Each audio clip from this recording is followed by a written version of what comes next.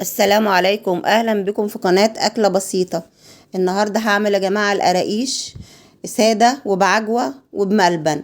هعملها بطريقة اقتصادية. هعملها بسمنة عادية، سمنة جنة او روابي، وزيت التموين العادي بتاعنا ده. هعمل حوالي كيلو ونص دقيق، واحط عليهم 4 معالق سمسم، واحط عليهم معلقة ريحة الكحك، واحط عليهم 3 معالق دقيق سميد، واحط عليهم معلقتين سكر. احط عليهم معلقتين سكر. انا هسخن يا جماعة الزيت، هغليه الزيت على النار، واحط معاه كوباية سمنة او كوباية وربع سمنة، وبعدين احط الزيت على السمنة على الدقيق، وبعدين افضي عليهم حبة السمنة دولت. حطيت يا جماعة المقدار قد ايه؟ حطيت كوباية ونص سمنة دي مقاسها 220. وحطيت كوباية ونص زيت وكوباية ونص سمنة، زيت عادي من بتاع التموين. والله يا جماعة طلع في منتهى الجمال. بس يا جماعة انا كنت عاملة السمنة ازاي؟ كان قبل كده السمنة دي جبت وش اللبن وحطيتها على السمنة وسبتها تغلي على النار لحد ما عملت سمنة، يعني بقى طعمها في منتهى الجمال كأنها سمنة بلدي. حطيت وش لبن حوالي يعني طبسية مليانة كده، حطيتها على النار مع السمنة وسبتها تقدح جامد لحد ما راح منها اللبن خالص. وديت هي اللي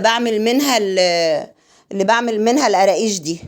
انا عملت قبل كده مع حضراتكم الكحك الناعم بالسمنة البلدي، طلع في منتهى الجمال. والله يا جماعة دوت ما يقل جمال عنه. مش هقولك احذفي وما تحذفيش والحاجات دي، جربي وشوفي اللي يعجبك من اي حد اعمليه حسب امكانياتك وحسب اللي تقدري عليه.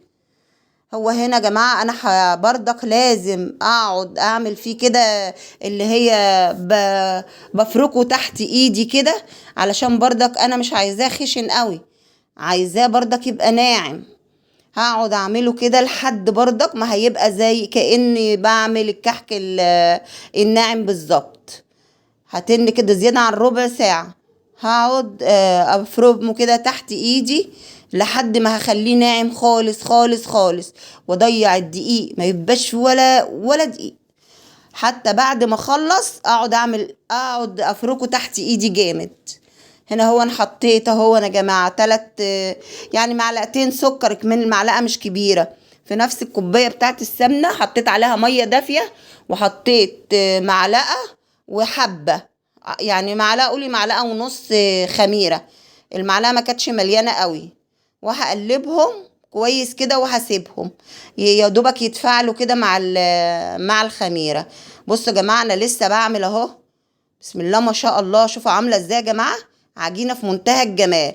حتى لو نقشتيها عمري نقشتها ما تضيع ولا اي حاجه من دي. بردك الدقيق اللي انا بستخدمه دقيق استخراج 72، مكتوب عليه من ورا كده استخراج 72. انت بقى تجيبي الدقيق اللي يعجبك، بس لازم يكون استخراج 72. اهو يا جماعه هحط عليها بودر. حطيت معلقة صغيرة ونص بودر، وحطيت ده بهار الكحك، حبة ملح. جماعة ممكن تستغني بردك عن بهار الكحك ملوش اي لازمة، بس انا بحطه كده يعني.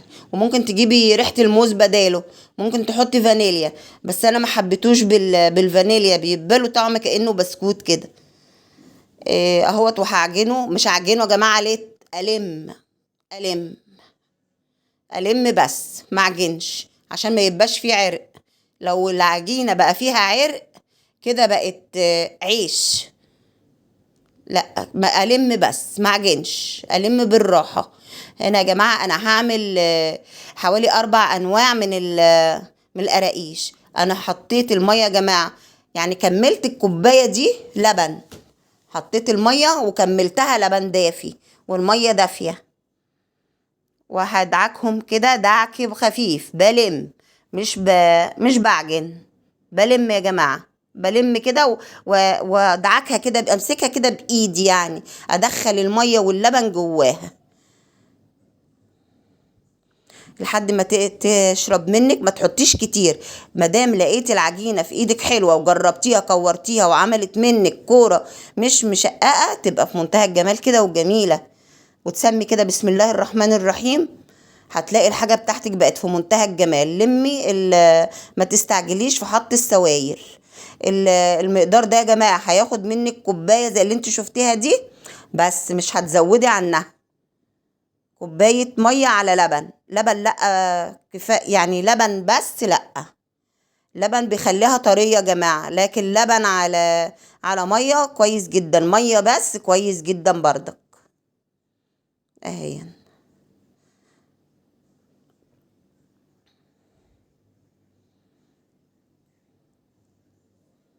زودتها يا جماعة يعني حوالي معلقتين، زودي بالمعلقة معلقتين كمان مية.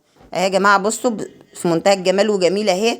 العجينة دي والله يا جماعة لما دقوها ما حسبوش ان هي بزيت على سمنة عادية، بيحسبوها بسمنة بلدي والله.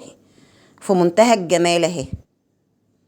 انا حطيت يا جماعة كوباية ونص زيت وكوباية ونص سمنة من المج اللي انتوا شفتوه.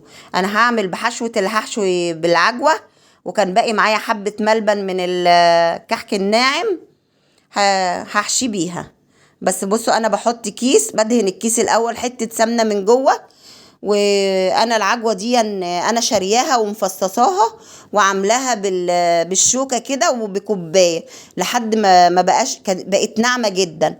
ما بحطش فيها سمنة يا جماعة. انا ما بحطش سمنة، بخاف انها تنشف في الحشوة. انا زي ما بحطها في الحشوة بطلعها بتبقى طرية ومش مش ناشفة. لكن لو انا حطيت سمنة مع سخونية الفرن بتنشف العجوة او الملبن.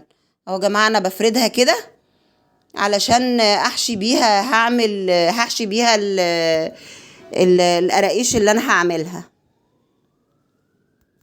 العجوة دي يا جماعة انا هحشي بيها كعب الغزال. هعمل حبة صغيرين كده كعب الغزال، وهعمل الاساور، وهعمل قراقيش سادة، وهعمل قراقيش محشية عجوة، وهعمل يعني حاجة كده زي متطبقة كده جميلة مليانة حشو كده من جوه، مش هتتعبك. في منتهى الجمال يعني. هتشوفي معايا، تابعي معايا الفيديو للآخر، وانت ان شاء الله الفيديو ده تطلعي بيه معلومة مفيدة تفيدك انك انت تعملي الحاجة او تاخدي فكرة يعني. اهو يا جماعة انا كده هعمل كعب الغزال. بجيب كيسة بردك ببطط عليها علشان تبقى سهلة لا وانا بتنيها تبقى سهلة. اهي بسم الله ما شاء الله. شوفوا يا جماعة العجينة وجمالها وطرية كده وجميلة. والله ما حد مصدق ان هي كان فيها زيت يا جماعة. جميلة والله، جميلة جدا. وبعدين انا دايما اما بعمل كعب الغزال ده بعمله لوحده على طول يعني، وقراقيش بعمله كده، بحط سمنة على زيت وبيطلع جميل في منتهى الجمال. وكمان مش بحط ريحة كحك ولا حاجة، هي الخميرة والسمنة والزيت وحبة سمسم وخلاص.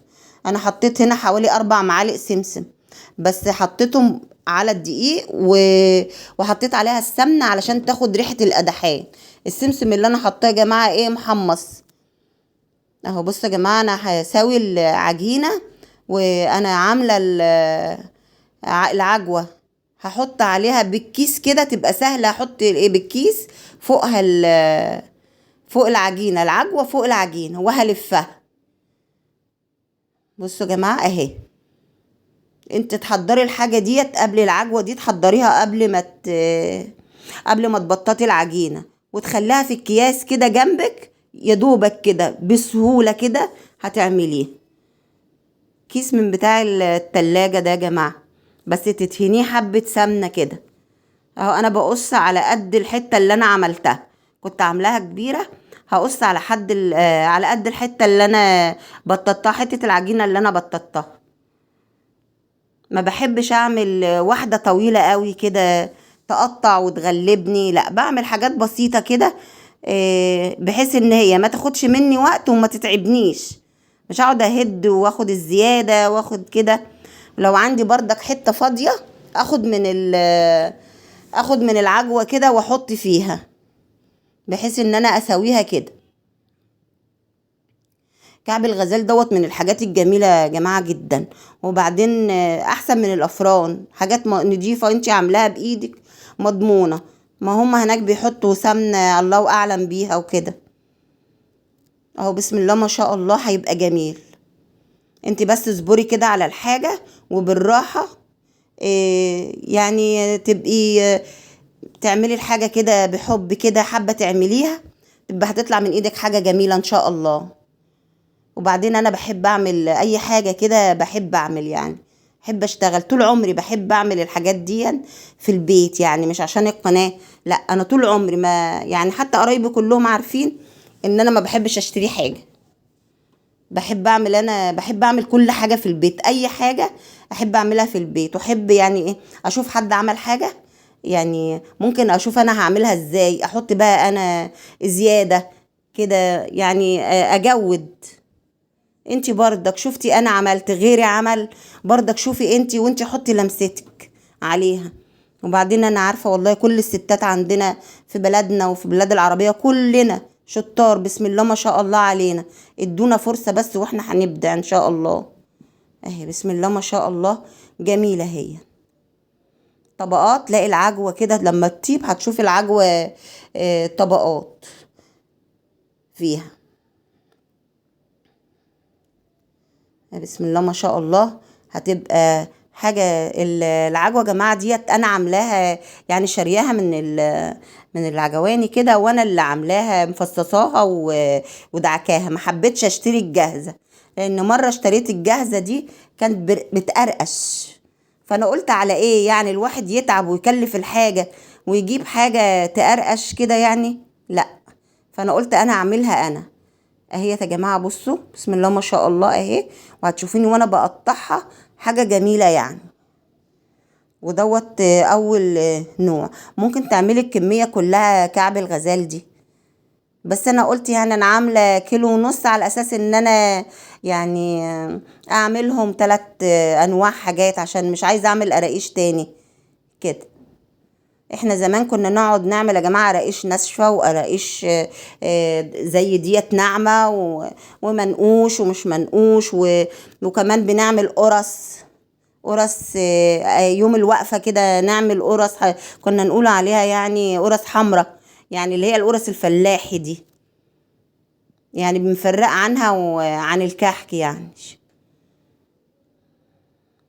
بس زمان بقى كنا بنعمل حاجات كميات، يعني اللي احنا بنعمله دوت ما يجيش 1/10 على اللي احنا كنا بنعمله زمان. كنا بنعمل تشوت يا جماعة، كنا بنقعد كذا يوم كده، بس الحبايب كلها بقى تعملي مرة عند يعني مثلا اهلك، يعني مرات اخوكي، عمتك، خالتك، معرفش ايه، لدرجة ان ممكن واحدة تكون معدية تقول لنا يا جماعة والنبي عجنولي الكحك والبسكوت دون عبال ما اجي من الشغل.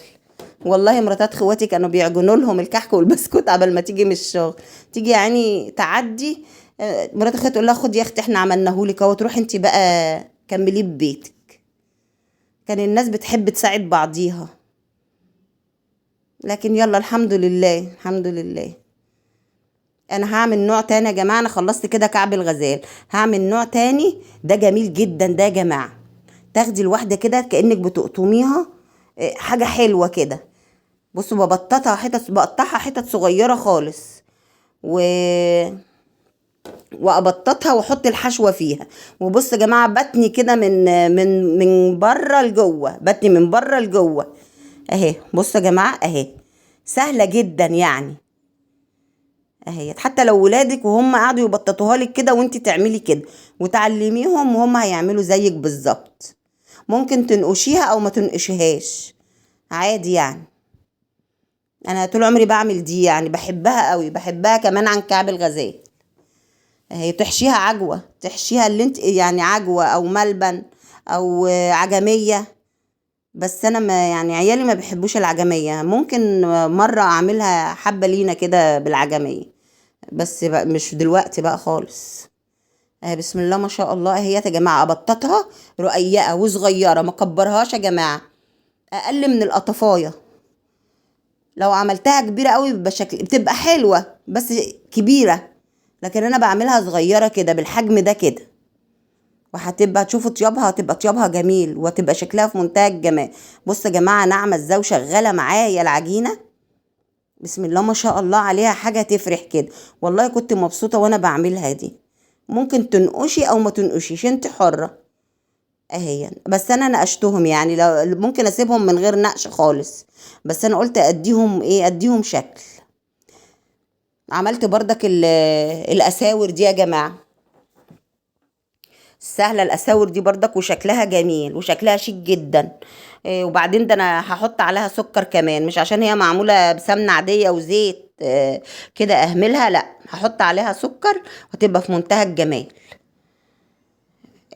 زي ما كنا بنعمل الكحك بتاعنا، بس ما اقفلهاش، بس بردك هحشيها ملبن اهون. انا بفضل حشو الملبن في الاساور دي، واللي هو بحب حشو العجوة بحب حشو العجوة في كعب الغزال بس. وممكن بردك اللي انا بطبقها احط فيها عجوة. اهي يا جماعة بصوا بنقشها ازاي، انقشها من فوق ادورها كده زي الكحكة، وانقشها من فوق، وبعدين انقشها من الجناب. ما تخافيش، انقشيها من الجناب تبقى شكلها جميل. انقشها من الجناب، وبردك انقشها من جوه، انقشها من جوه بردك. اهي يا جماعه في منتهى الجمال اهي. اهي لا اشتري ولا اعمل، يعني الحبه دول تتكلفوا عليا كام، احسبيهم كده. اهي بسم الله ما شاء الله. ممكن اللي ما شافش وصفه الكحك بالسمنه البلد يا جماعه يدخل يشوفها. وكمان دي والله يعني دي تغني عنها، دي جميلة بردك واقتصادية وتغني عنها، وبحبة سمنة وحبة زيت. واعملي بقى، عايزة تكتري ضعف الكمية، عايزة تقللي اعملي نص الكمية. يعني انا عاملة كيلو ونص دقيق، حطيت عليهم 3 كوبايات زيت على سمنة. ممكن تخلي مثلا لو انت الزيت مش كده بردك، تقولي احط كوبايتين سمنة وكوباية زيت. بالمج يا جماعه اللي انا وريته لكم ده، اللي هو يشبه المج الفخار اللي بيبقى مكتوب عليه كوفي ده. اهو بسم الله ما شاء الله. اهي الاساور يا جماعه تنقشيها من بره ومن جوه. وديت الصينيه بتاعت اهي بصوا يا جماعه، اهي بصوا بسم الله ما شاء الله، الحشوه جميله فيها ازاي. ده كعب الغزال، انا عملت الصاج دوت. وكمان يا جماعه انا عملت له حطيت عليه سمسم من فوق. عملتها كده بحبه ميه، ممكن تعمليها بلبن، وبعدين تحطيها كده في السمسم. ممكن كمان تصغري واحده كعب الغزال عن كده. اهو انا حطيت الفرشه وبقيت ابل من فوق الفرشه، ببلها ميه كده من فوق الفرشه واعملها. والله يا جماعه ما خدوا مني وقت ولا اي حاجه، حتى الطياب كمان. انا قلت احط دي عليها السمسم عشان انا هدخلها الفرن دلوقتي.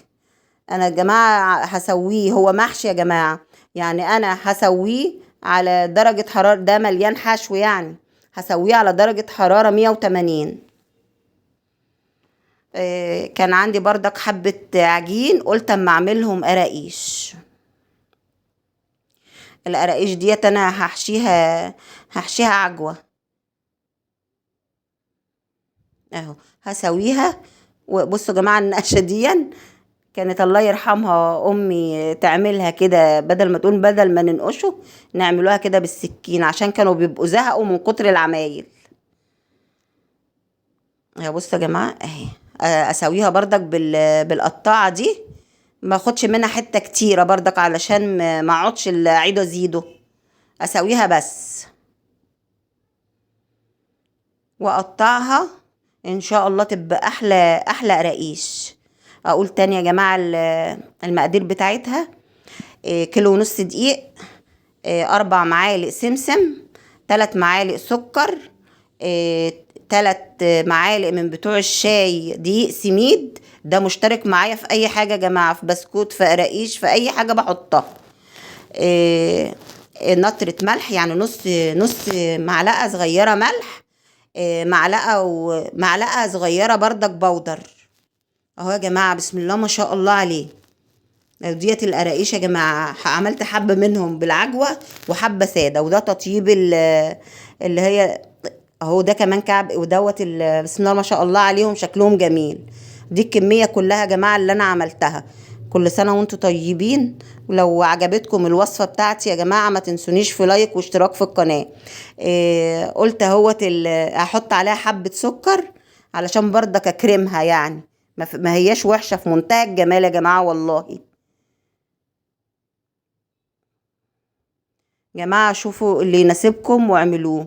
وادي هو بصوا يا جماعة بسم الله ما شاء الله، بصوا الحشوة. كعب الغزالة اهوت يا جماعة بسم الله ما شاء الله.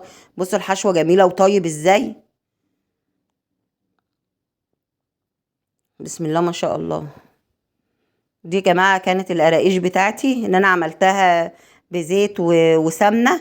يا رب شوفوا التسوية بتاعتها يا جماعة جميلة في منتهى الجمال. ودي محشية عجوة اهي. بسم الله ما شاء الله عليها. ودي كانت القراقيش. وده الملبن المحشية ملبن اللي هي اللي انا عملتها قدام حضراتكم، اللي هي عاملة زي القطايف دي. وناعمة يا جماعة، بصوا النعومية بتاعتها. والنقشة يا جماعة ما راحتش بردك، في منتهى الجمال.